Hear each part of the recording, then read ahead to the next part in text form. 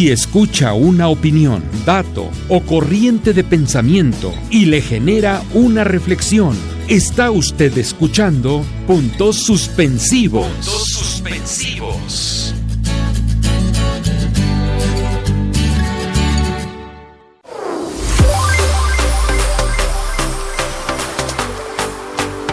Hola, ¿qué tal? Muy buenas noches. Bienvenidos a esta emisión especial de Puntos Suspensivos.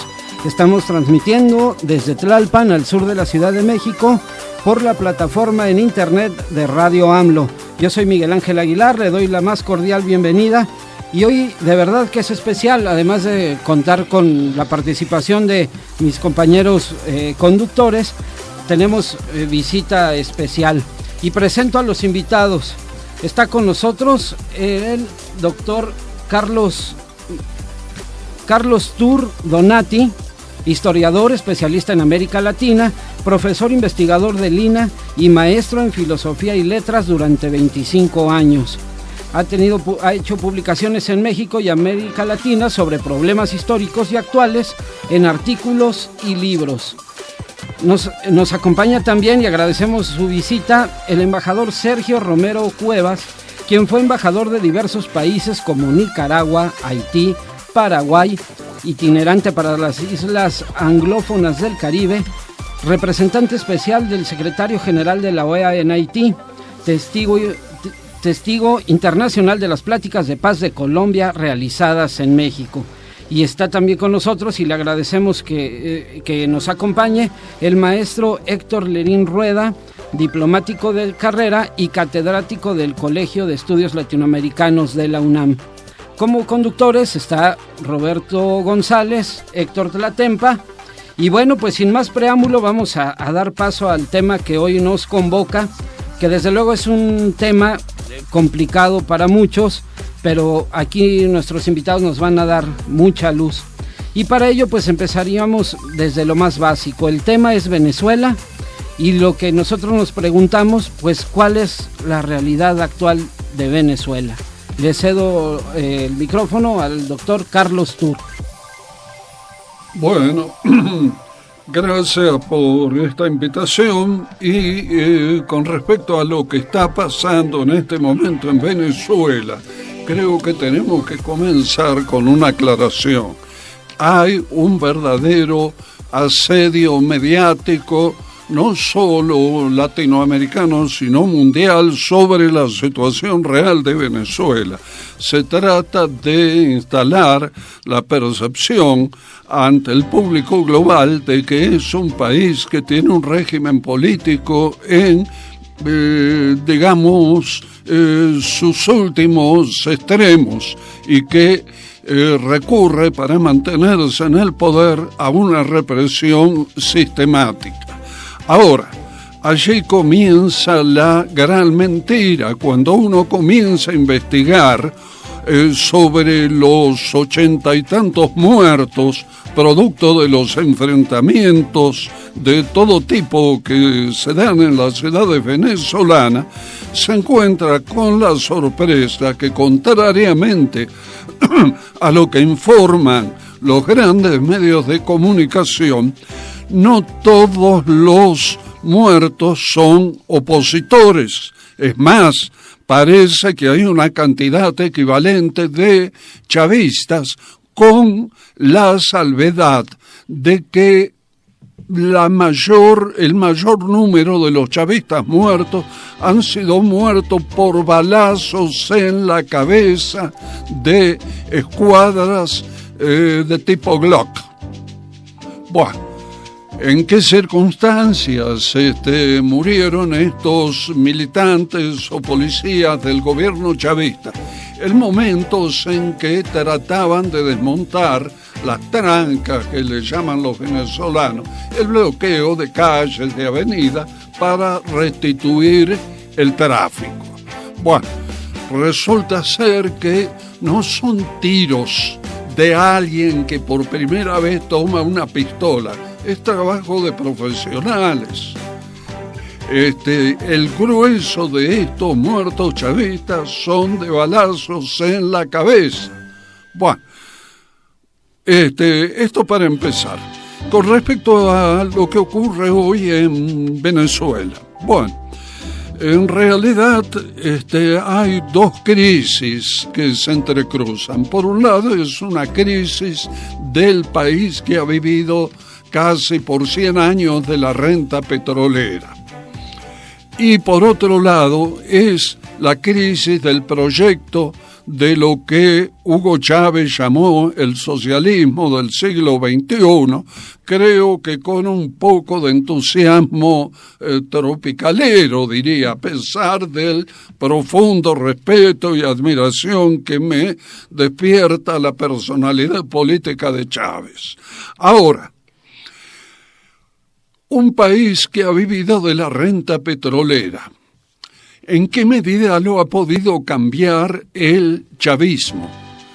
En términos económicos ha tratado de diversificar la economía, ha apoyado la agricultura para que provea de los alimentos básicos al grueso de la población, pero una infraestructura industrial que se había logrado a partir de grandes planes de los años 70, con la crisis de los años 80 y 90 y la aplicación del modelo neoliberal, ese tejido industrial está profundamente deteriorado.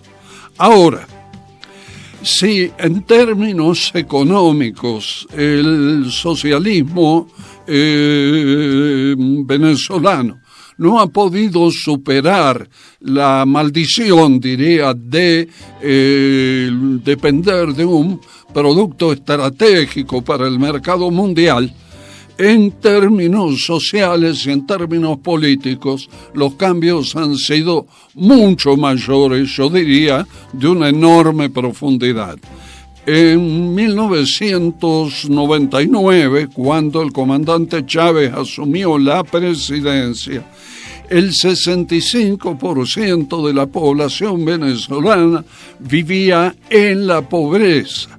Un país de la riqueza de recursos naturales de Venezuela, que es un país que se ha sacado auténticamente la lotería geológica. Uno se pregunta cómo se pudo llegar a tan desastrosa distribución de la riqueza.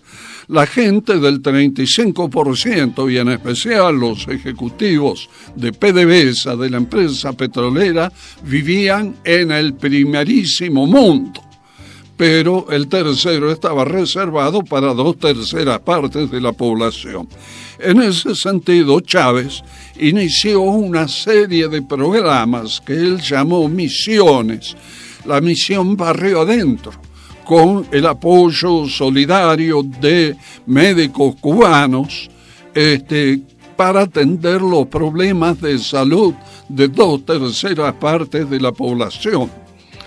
El programa de viviendas populares, sobre lo cual se ha hecho tantísimo.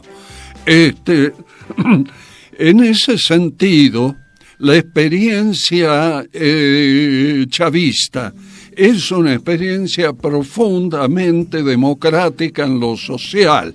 Ha intentado democratizar el reparto de la riqueza nacional.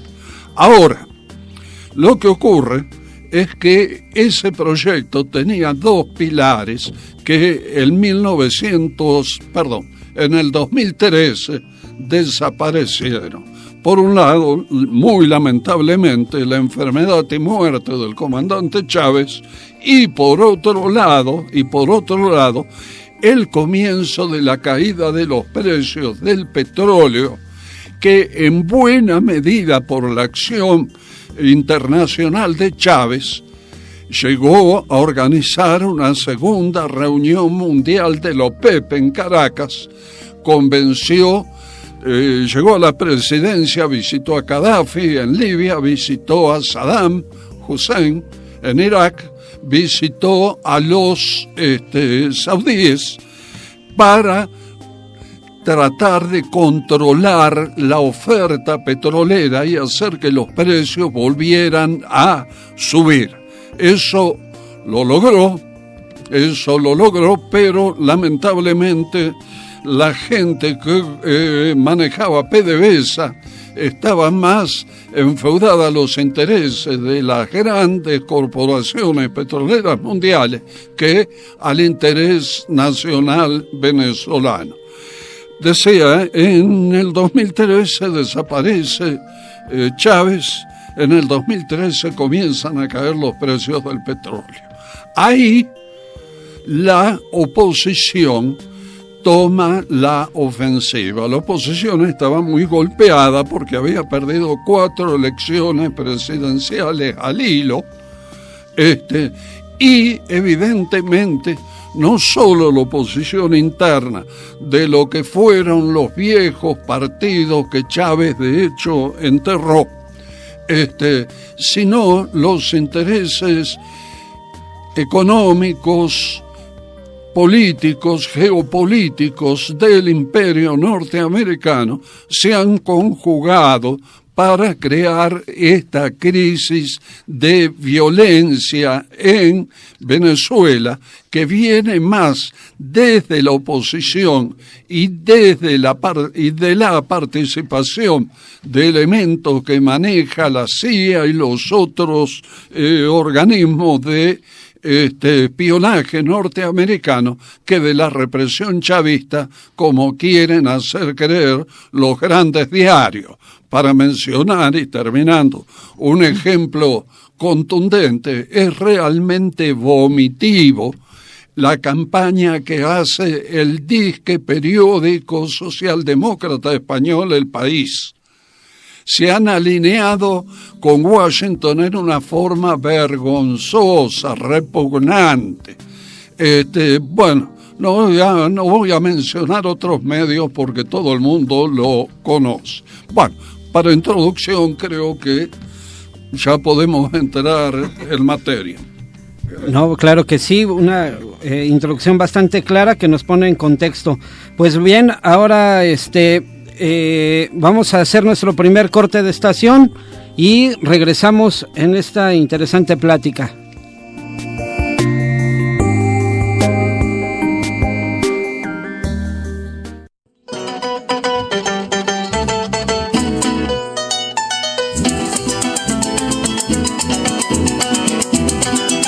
Hoy programa especial, Mesa de Análisis Venezuela.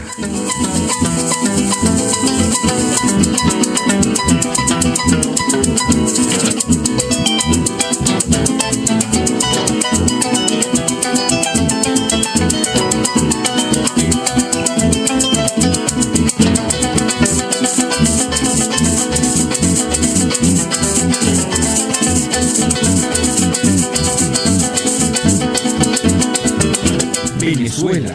Análisis en contexto. Puntos suspensivos.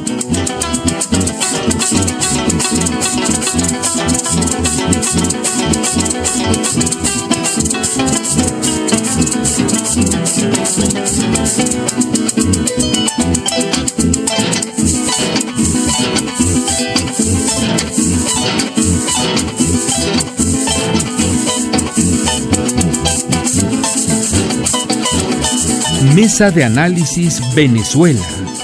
Puntos suspensivos.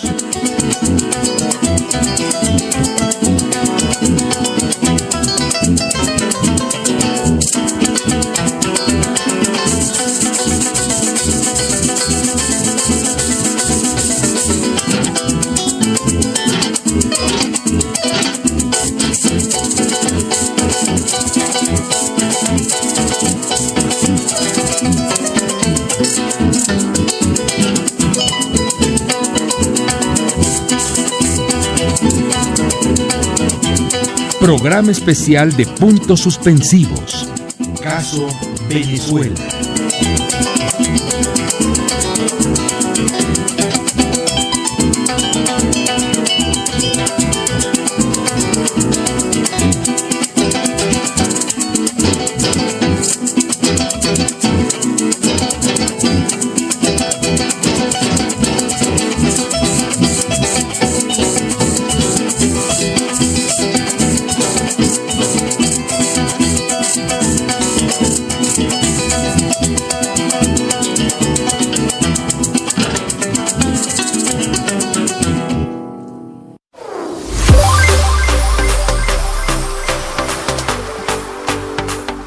Amigos, qué bueno que continúan con nosotros. Estamos aquí en este programa especial de Puntos Suspensivos.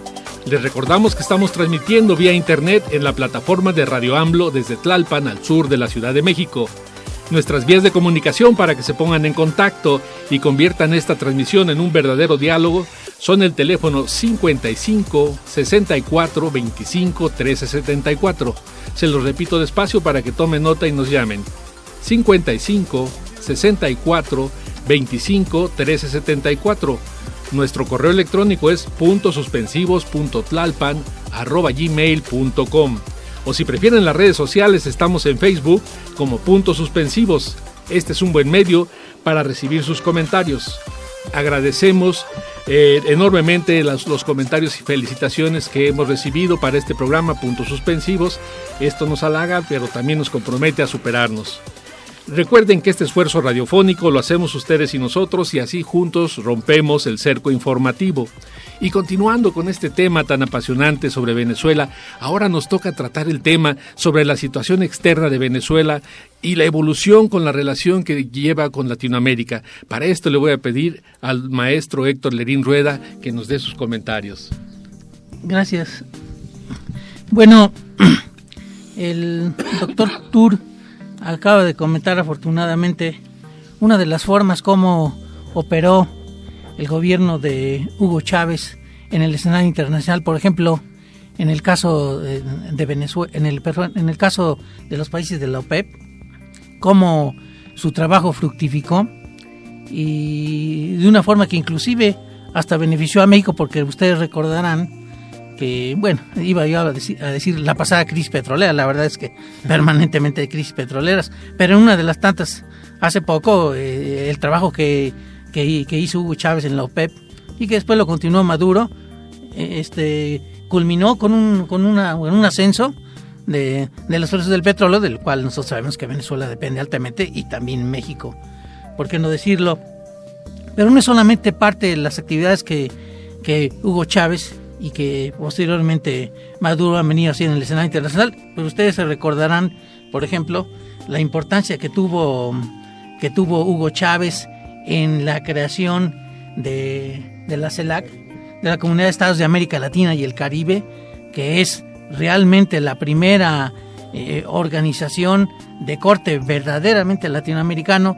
Participó en aquella ocasión en su constitución el presidente Calderón, y pues un poquito nada más llevado por los acontecimientos. Realmente la política exterior de México y menos la de los panistas nunca se distinguió por su latinoamericanismo, pero bueno, realmente ya construir la CELAC fue una bola de nieve que afortunadamente se ha creado. Claro, encontramos que en este momento la actuación de México ni siquiera se ha considerado la CELAC. Ya sabemos que esto por cuestiones de orden político interno, pero esa es otra cuestión.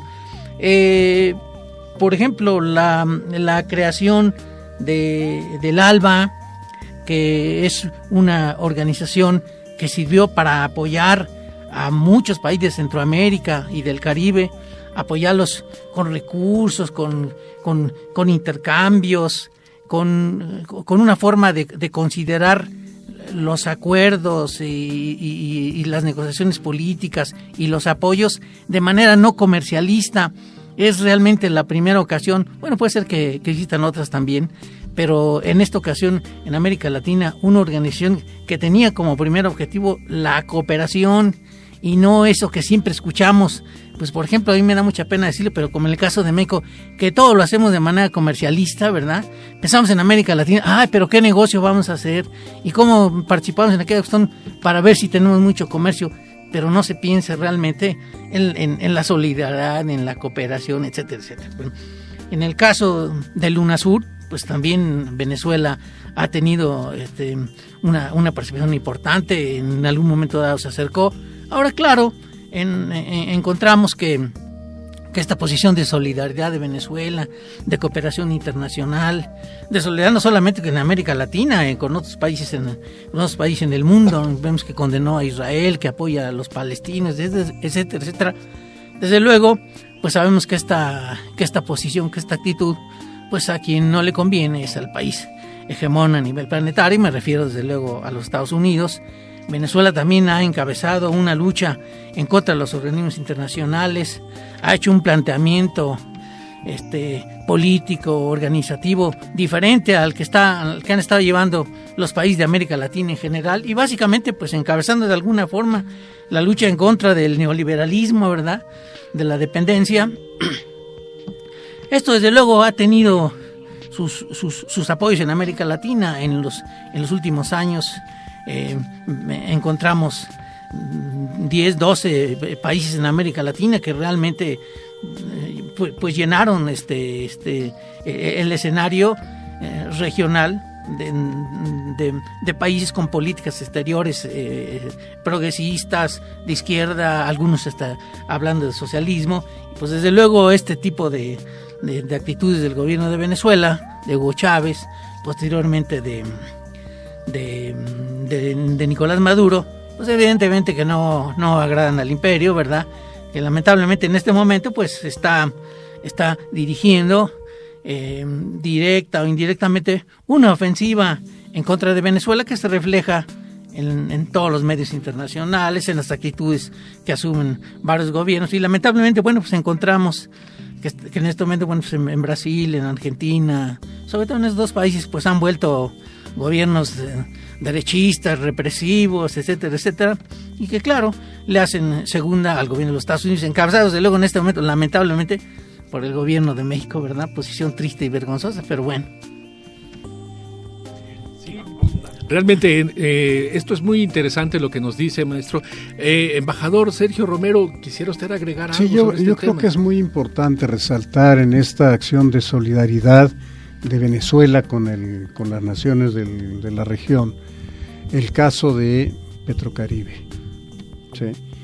Los resultados de esa acción solidaria de Venezuela con las naciones del Caribe y de Centroamérica, yo creo que lo acabamos de ver en la votación en la OEA. ¿Sí?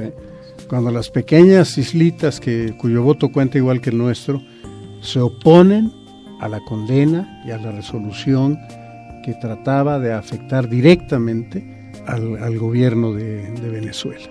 Nada más ese comentario. Pues sí, muy interesante y enriquecedor. Maestro Lerín, por favor. Sí, realmente en relación con lo que opina el señor embajador, vimos que algunos se alarmaron, por ejemplo, en las pasadas votaciones en la OEA, que dijeron, bueno, pero ¿cómo estos paisitos se atreven a apoyar a Venezuela? Pues ¿cómo es posible que tengan tanta solidaridad que no le dieron a la posición mexicana? Bueno, pues es una inversión, Venezuela tiene amigos, Venezuela ha hecho amigos, México por el contrario, sí. Pues ¿qué ha hecho en el Caribe para que pueda llamar a que lo apoye, no? Sí, claro. No sé si quiera comentar algo, doctor Carlos. No, me reservo para un poquito más adelante. Bien, amigos, esta es una parte nada más de esta interesante análisis que se está haciendo de Venezuela. Amigos, vamos a un corte de estación y continuamos. No se despeguen, estamos en puntos suspensivos.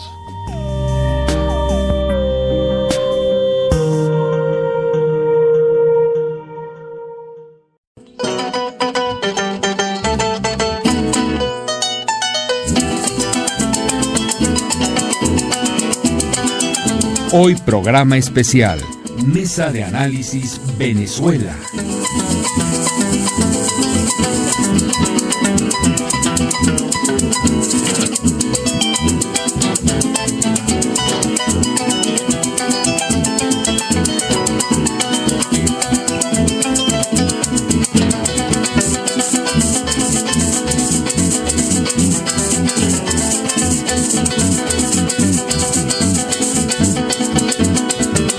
Venezuela. Análisis en contexto.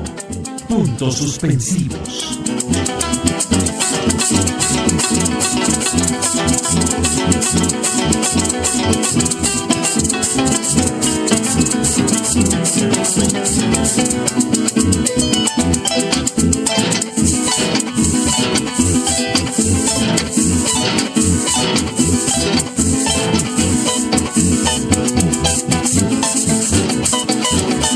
Mesa de Análisis Venezuela. Puntos suspensivos.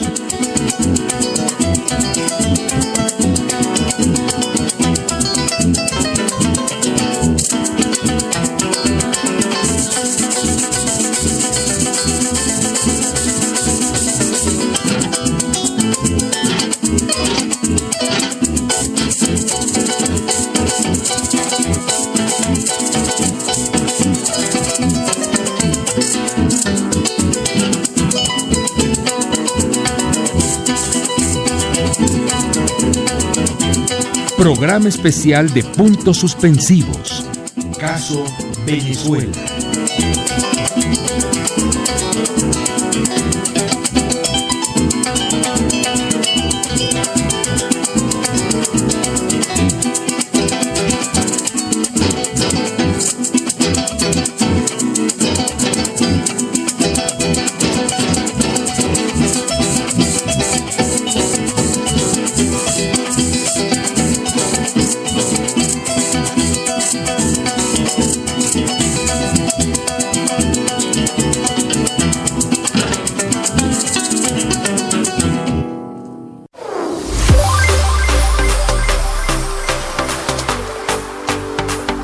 Pues estamos aquí de regreso con esta mesa de análisis, agradeciéndole a nuestros invitados especiales, al maestro Carlos Tur, al embajador Sergio Romero Cuevas y al maestro Héctor Lerín. Muchas gracias. También queremos agradecer por este programa especial a la plataforma de Radio AMLO.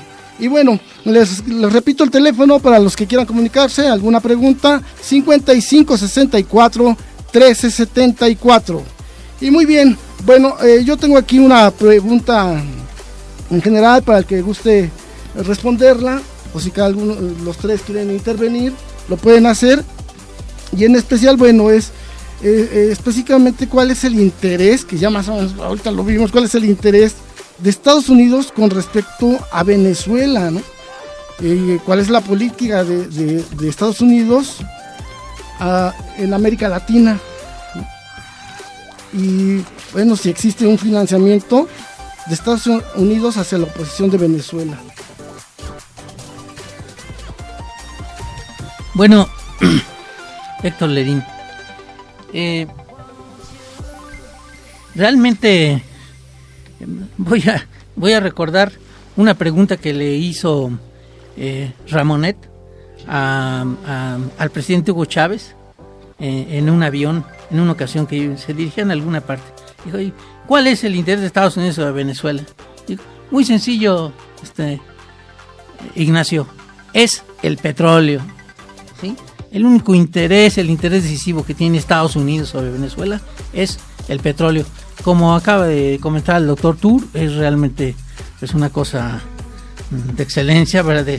De suerte que la geografía le dio a Venezuela, ¿verdad? De estar sobre una laguna de petróleo, pero ojo, también sobre una laguna de agua. Bueno, se oye repetitiva, una laguna. Venezuela es rica también en recursos petroleros, y también de hierro y de otras cosas. No sé, a ver, doctor. No, simplemente quería hacer una comparación. A los Estados Unidos como un poder imperial de visión y de intereses mundiales, le interesa el petróleo, desde luego. En Venezuela hay bauxita, que es la materia prima del aluminio, que es clave para la industria de la aviación. Hay cobre, hay diamantes, hay oro. Bueno, es un país muy rico en ese sentido. Ahora, hay un ángulo geopolítico que no hay que dejar de tener en cuenta.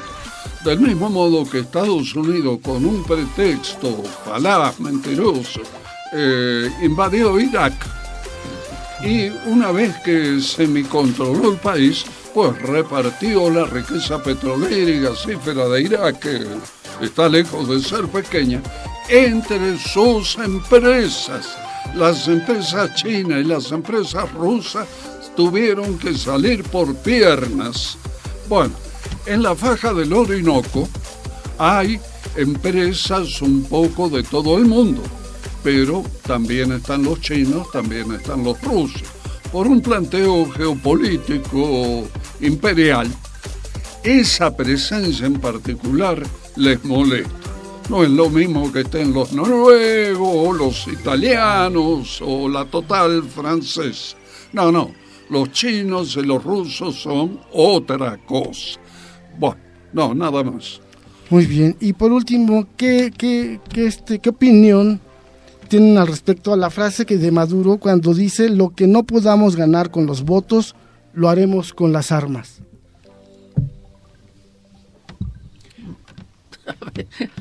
A ver, maestro Lerín, ¿tendrá alguna opinión acerca de esto? Pues bueno, yo lo que veo detrás de esta frase de Maduro, de Maduro, es que pues revela, está hablando de que tienen la decisión de morirse en la raya, de que no van a permitir que les quieran ganar simplemente por una gran alaraca, por una gran algarada, por un gran escándalo noticioso, informativo, que les quiten del poder. Pues eso simplemente se escucha ridículo. Por lo que se ve, están decididos a morirse en la raya, ¿no? Yo tengo la misma impresión, lo que acaba de decir el maestro Lerín. Lo que ha dicho Maduro es eso: estamos aquí y nos van a sacar con los pies por delante. Están dispuestos. Esa es la lectura que yo le doy a la frase. Pues muchas gracias, nos vamos a un corte y regresamos al cuarto segmento.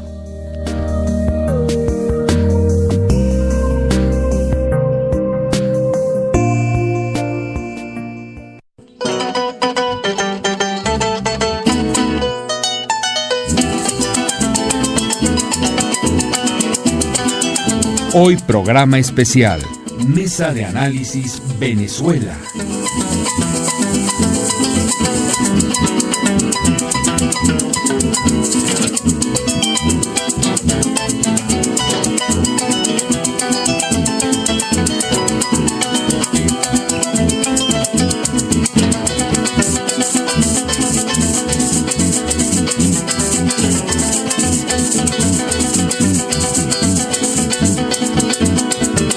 Venezuela.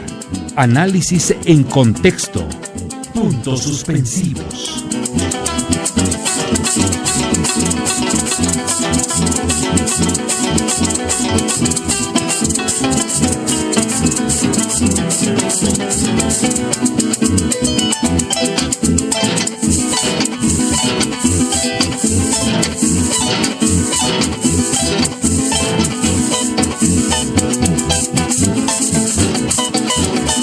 Mesa de Análisis Venezuela. Puntos suspensivos.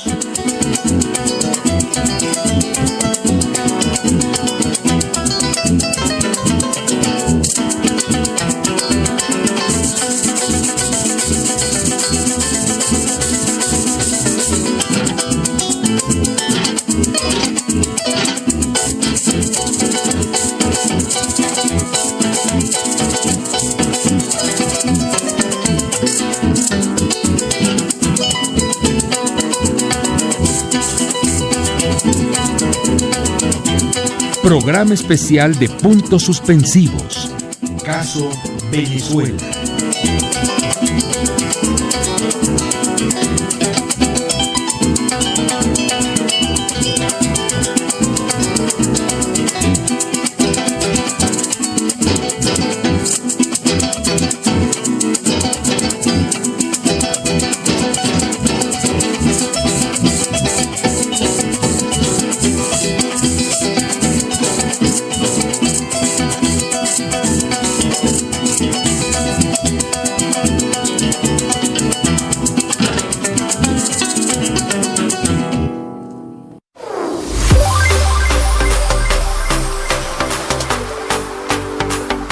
Amigos, muchas gracias que continúan con nosotros en este cuarto bloque de este programa especial de Puntos Suspensivos en esta mesa de análisis sobre Venezuela.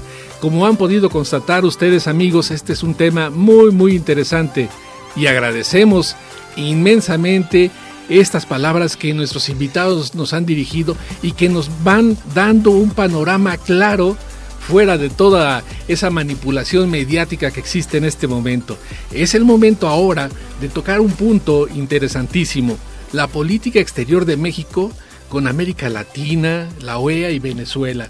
¿Qué papel juega México en todo este asunto? Y para esto vamos a pedirle al embajador Sergio Romero que nos ilustre un poco, por favor, embajador. Sí, cómo no. Miren, históricamente la política exterior de México, reconocida por propios y extraños, fue una política exterior digna. Y los ejemplos están en las crisis en nuestra región, para no ir más allá. Tenemos en el 54 la posición de México respecto del derrocamiento del presidente Arbenz en Guatemala. Y aquí quiero ser muy específico y voy a leer un pequeño párrafo de una investigadora, Nancy Robinson, que comentó nuestra posición señalando esto. Tan pronto como la delegación mexicana conoció el proyecto de resolución de Foster Dulles, el secretario de Estado de Estados Unidos, expresó lo siguiente: nos parece muy difícil emitir cualquier juicio razonable sobre la intervención de una ideología o de una organización política internacional o de ambas cosas en las repúblicas americanas sin entrar inevitablemente al examen de situaciones locales que en derecho deben corresponder y deben seguir correspondiendo al dominio de los estados. Principios de no intervención y autodeterminación. Como el tiempo es corto, no me voy a extender más ahí. No, adelante, esto es importantísimo. El siguiente caso es el de Cuba, la reunión de Punta del Este. Nos dice Carlos Tello que cuando México se opone a que se llevara a cabo la octava reunión de consulta, a la que convocan por petición de Colombia, la Embajada de México en Washington amaneció pintarrajeada de hoces y martillos, ¿sí? Y poniendo ahí pintas de que éramos amantes de los comunistas, amantes de Castro. En México, el sector privado se asusta ante la posición del gobierno de López Mateos y el gobierno de México, obvio, las relaciones con los Estados Unidos son muy importantes y la relación del gobierno con su sector privado también. Le ordena al secretario Tello que encuentren una fórmula para llevar a la reunión de Montevideo. Y esta fórmula es que se respete el principio de autodeterminación y el de no intervención, pero la salida graciosa, oportuna para el gobierno de México, fue el decir que había una incompatibilidad entre el marxismo-leninismo y la democracia representativa. Seguimos caminando y encontramos la intervención en Dominicana, a la que México condena de manera total. ¿Sí? Y llegamos finalmente, después de esta intervención, ya con el gobierno de Miguel de la Madrid, a la intervención de Estados Unidos en Granada. Eso me tocó vivirlo a mí porque a mí me pidieron que preparara el texto de la declaración oficial del gobierno de México y yo puse condena. Y esa palabra se borró y creo que pusieron lamenta. ¿Sí? El Senado de la República condenó, pero el gobierno de México lamentó ese hecho.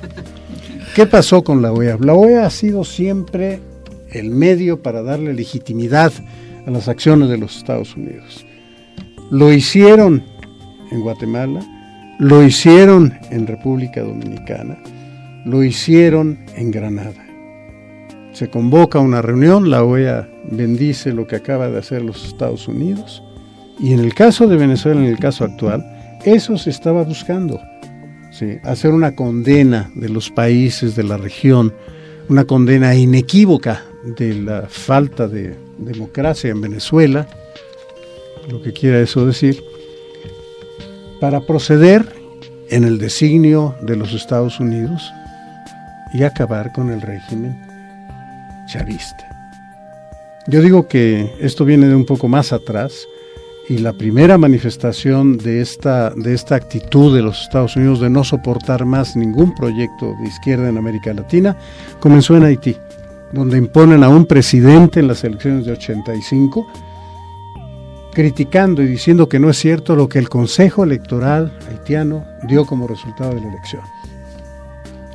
Esa es la mecánica que se ha utilizado y la tenemos pues en los datos de la historia. La posición de México en esta situación me parece terrible, porque el presidente de la República tiene la facultad de dirigir la política exterior, de acuerdo con el artículo 89.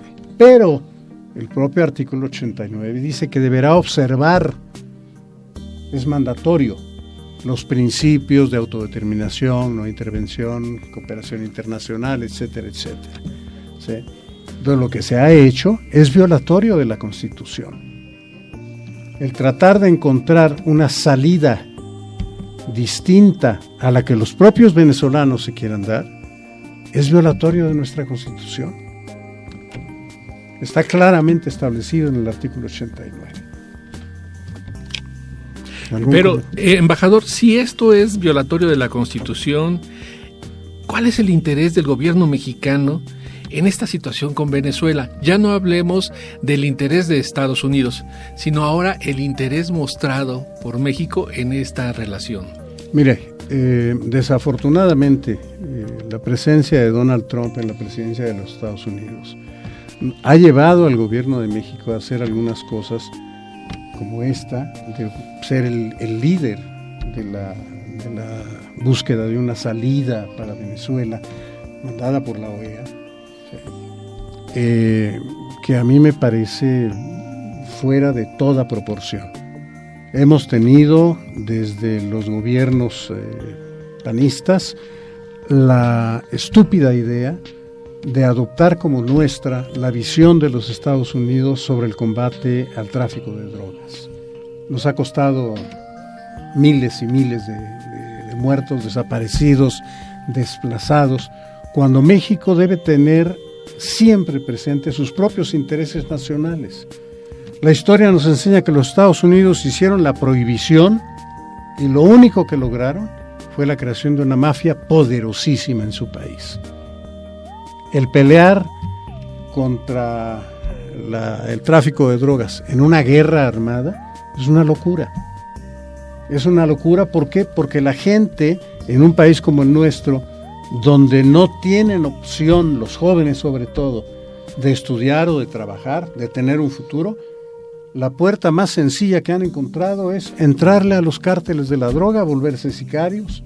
¿Sí? Entonces, estamos actuando conforme los intereses y la visión de los Estados Unidos. Y hemos comprometido la soberanía de México al aceptar cosas como la iniciativa Mérida. Cuando se iba a firmar, yo hice una memoranda a la secretaria de Relaciones Exteriores, Patricia Espinosa, diciéndole que no le entráramos a eso, porque Estados Unidos no desalienta el consumo de manera exitosa, no controla el dinero y tampoco las armas. Entonces, ¿qué íbamos a poner nosotros? Los muertos, todo el desastre que ha creado el narcotráfico en nuestro país, y ellos venden las armas a los dos lados. Triste esta situación de México, pero bueno, ya vimos todos el papel que jugó México ante la OEA y escuchamos también la respuesta de la canciller venezolana. ¿Qué opina de esa respuesta, embajador? Yo pienso que fue apropiada. O sea, no quiero echarle más limón a la herida, pero fue apropiada. ¿Sí? Sí. Están defendiendo su autodeterminación. Uh-huh. Y nosotros no tenemos por qué andar diciéndoles cómo hacer las cosas. Después del papel que jugó México y que lo vimos, ¿cómo cree que quede la imagen de México a nivel internacional? No me haga llorar, por favor. Me parece, insisto, muy lamentable el papel que ha desempeñado nuestro país en este caso. Muy lamentable. Y ojalá que se entienda en la propia Secretaría que ese no es nuestro papel, que esa no es nuestra misión ni nuestra visión de lo que debe ser la relación internacional, sobre todo con los hermanos de América Latina. Embajador, yo nada más para redondear una idea. Nos ha hablado usted hacia el exterior, ¿no? La imagen de México y tal. Pero realmente al interior hay una manipulación de la información. La ciudadanía está espantada, ¿no? Por lo que está pasando en Venezuela, porque todo el mundo lo dice. ¿Qué mensaje podríamos darle a esta gente, pues, de por dónde buscar información para sopesar las cosas? ¿Cómo podemos abordar esto? ¿Y cómo está quedando el gobierno con los ciudadanos? Estamos sentados en un estudio que intenta romper el círculo informativo. Y es cierto, si ustedes ven los noticieros de las grandes cadenas mexicanas o internacionales, es diario y a toda hora el machacar la información de Venezuela. ¿Para qué? Para que el mexicano que no tiene información diga no queremos ser como Venezuela, que nos pase lo que está pasando en Venezuela. ¿Sí? Entonces es una política deliberada, eso es obvio. Claro. Hay que mantener esta noticia de 80 y tantos muertos en Venezuela, qué cosa, ¿no? Sí, qué cosa, y lo que sucede en México, eso es menor. Por favor, maestro Héctor Lerín. Gracias. Bueno, la verdad es que este asunto de la posición de México ante la OEA y el intento de explicar un poco, bueno, por qué realmente el gobierno de México ha estado asumiendo esta posición. En principio habría que decir, México ya no es un país independiente.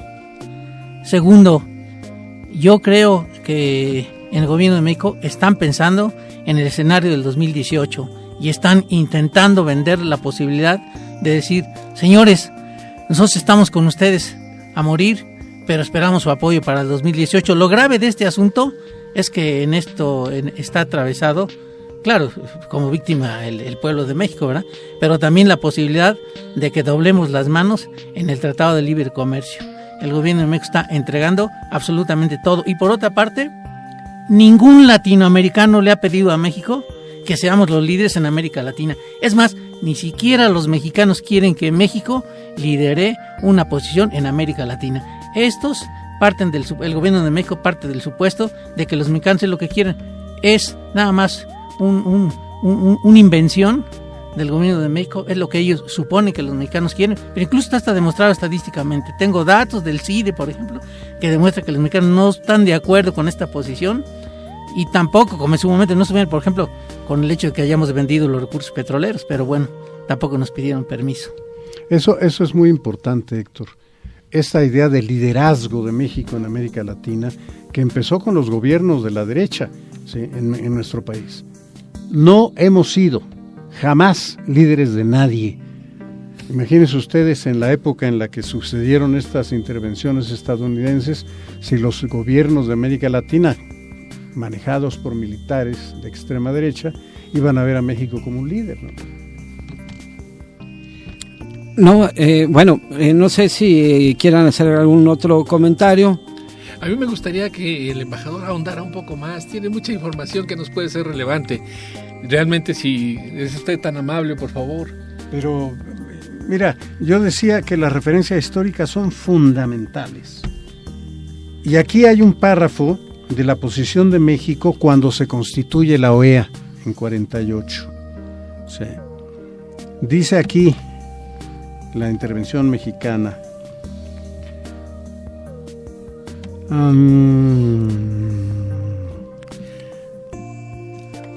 Los delegados mexicanos subrayaron el hecho de que la mejor defensa de la democracia era inseparable de una política efectiva de bienestar económico y social y justicia social destinada a elevar el nivel de vida de los pueblos. Gracias. Ahí tenemos la historia, es nuestra maestra. No hay que ir a buscar muy lejos, ¿sí? Estar diciendo que el peligro del comunismo y entonces, ¿qué nos ha dado la democracia a los países latinoamericanos? ¿Qué nos ha dado la democracia como tal? ¿Ha resuelto nuestros problemas económicos, sociales? Yo estoy aquí haciendo una reflexión en voz alta. Sí, claro. ¿Sí? Yo soy un partidario de la democracia, pero vean, volteen ustedes a ver El Salvador, que se levantaron en armas para cambiar la situación de justicia y parece que ahora están peor que antes de que se iniciara la revolución. Al igual que El Salvador y otros países, ¿no se deberá a presiones externas que esta democracia no puede ser implementada al 100%, señor embajador? Pues lo que pasa es que yo creo que el grave problema es entrarle a modelos económicos. Después del consenso de Washington, sí, la derecha tecnócrata llega a México al poder. ¿Y qué han hecho? Como decía el maestro Tur hace rato, ocuparse de la parte que importa de la sociedad, ¿sí? De los 30 y tantos millonarios que tienen que seguirse convirtiendo en más millonarios, y el resto de la población, el 62% que vive en pobreza, esos no existen, ¿sí? Entonces, ¿es eso la democracia? Ahí les dejo. Maestro Carlos Tur, ¿qué opina usted? Bueno, en América Latina el problema de la democracia a partir de principios de los 80s, en que las dictaduras militares comenzaron a retroceder, se ha plantado en los términos de la democracia liberal, procedimental. Si hay partidos, si hay elecciones, si hay cierta libertad de prensa, hay democracia. Bueno, la historia de América Latina y la historia de los países más avanzados, aún incluyendo los Estados Unidos en el terreno social, es que ha habido un planteo de democracia social que ya tiene prácticamente un siglo por lo menos. Es decir, asegurarle al grueso de la población trabajo, un salario digno, una educación potable para sus hijos, una cierta atención sanitaria eficiente. Bueno, no es pedir demasiado. Es más, en esta época, ante los pichones neoliberales que prohijan universidades al estilo del ITAM, uno se pregunta si estos señores hubieran escuchado alguno de los discursos del presidente norteamericano Franklin Delano Roosevelt, hubieran dicho que ese era un infiltrado trotskista. Por favor, hemos caído en ese sentido en un bache histórico lamentabilísimo. Hay resistencias en toda América Latina, hay resistencias, y en algunos países se amenaza a los líderes populares con juicios inventados, con intentos violentos para acallarlos. Pero la dominación mundial del capital financiero sin duda que está establecida en todo el mundo, pero consolidada, yo tengo mis dudas. ¿Tenemos alguna esperanza de un cambio en este paradigma económico? Bueno, hay brotes, hay países, para no irnos demasiado en América Latina, que resisten y que practican políticas alternativas con éxito para el bienestar de las mayorías. El caso de Bolivia. Bolivia era con Haití el país que se disputaban el último lugar en cuanto a desarrollo económico social. Bueno, hoy día es un país que está creciendo al 5 o 6% desde hace años, con una redistribución de la riqueza que no solo favorece al campesinado, sino tiene un sesgo también de favorecer a las mujeres en particular. Bueno, y tiene un sistema político legitimado porque la gente siente que el gobierno responde a sus intereses. Claro, problemas siempre hay, no estamos en el paraíso será para los no pecadores, después de pasar por este valle de lágrimas, ¿no? Claro que hay problemas, claro que tiene limitaciones, claro que aún un proceso como el boliviano o el ecuatoriano no digamos el venezolano, hay que criticarlos, pero de buena fe y desde una posición auténticamente democrática. No la mentira tramposa, manipulada de los grandes medios de comunicación de masas. Pues muy interesante y bueno, sí nos da un poco de esperanza que podemos hacer cambios, que si desde la base se trabaja, podemos hacer un cambio, no solo de mediano plazo, sino a largo plazo también, y cambiar un paradigma que no nos está haciendo favorable como es el neoliberal. Pues les agradezco muchísimo, no sé si tengan algún tema que se nos haya pasado por alto. De veras que tenerlos a ustedes aquí es impresionante y quisiéramos explotarlos, quisiéramos que nos hablaran más y más sobre esto que está sucediendo en Venezuela. Bueno, yo estaría muy dispuesto a dejarme explotar en otra, ¿verdad? En otra oportunidad. Claro. Porque creo que en tus elogios eres un poco exagerado, porque apenas hemos picoteado la botanita de estos temas. No, me quedé corto porque después de ver los medios de comunicación tradicionales, esto para nosotros es otra visión bastante amplia, esclarecedora, y bueno, está hecha la invitación para un segundo programa, si ustedes nos lo permiten. Yo la estoy lanzando aquí al aire, la invitación, y quedamos pendientes para una futura fecha. Nos dejaremos explotar sin resistencia. Pues amigos, qué bueno que nos acompañan aquí en Puntos Suspensivos, en esta mesa de análisis que está riquísima.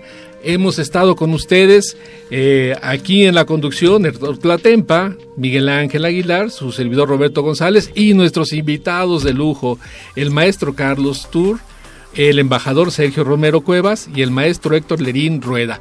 Les deseamos que pasen muy buenas tardes y nos vemos en un siguiente programa de Puntos Suspensivos. ¡Hasta luego!